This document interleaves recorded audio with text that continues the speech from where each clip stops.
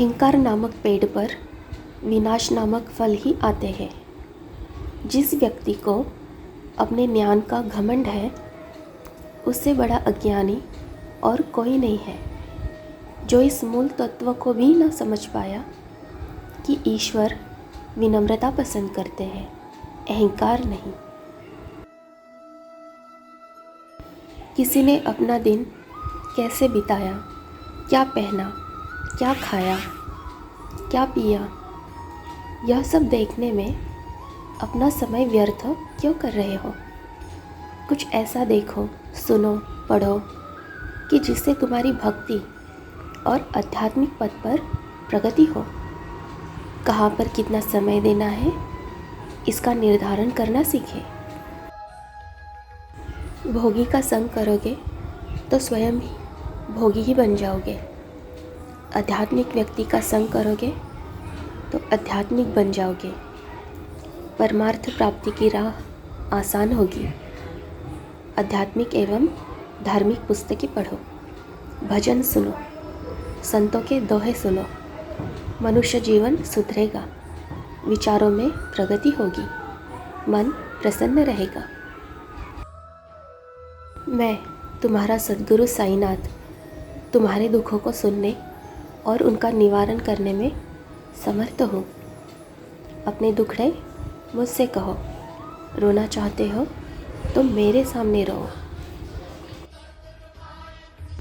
मीरा ने लाखों दुख सहे, लेकिन ईश्वर की भक्ति, भजन, नाम जाप नहीं त्यागा।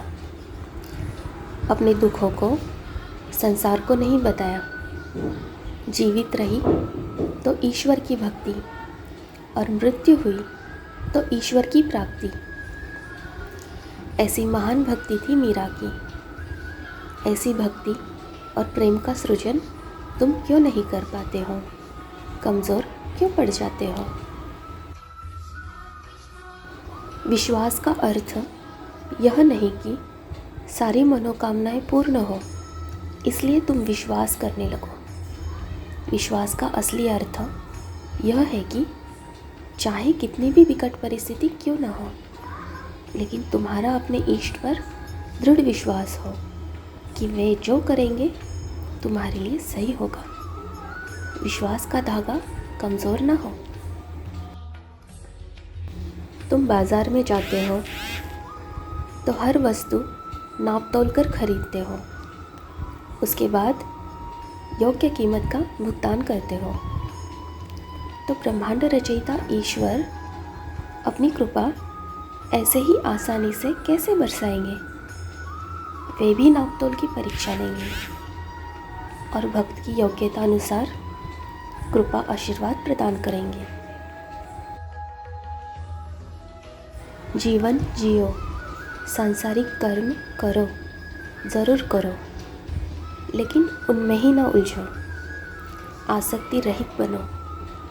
मनुष्य देह और संसार नश्वर है, केवल ब्रह्म सत्य है। उस ब्रह्म की प्राप्ति, यही तुम्हारे आत्मा का मुख्य उद्देश्य होना चाहिए। जब यात्रा पर निकलते हो तो वाहन चालक पर पूर्ण रूप से भरोसा करते हो। फिर जीवन यात्रा के चालक सद्गुरु पर भी पूर्ण रूप से भरोसा होना चाहिए। तुम्हारी श्रद्धा, सबूरी ही तुम्हारी जीवन यात्रा कामयाब बनाएगी। खुश रहो।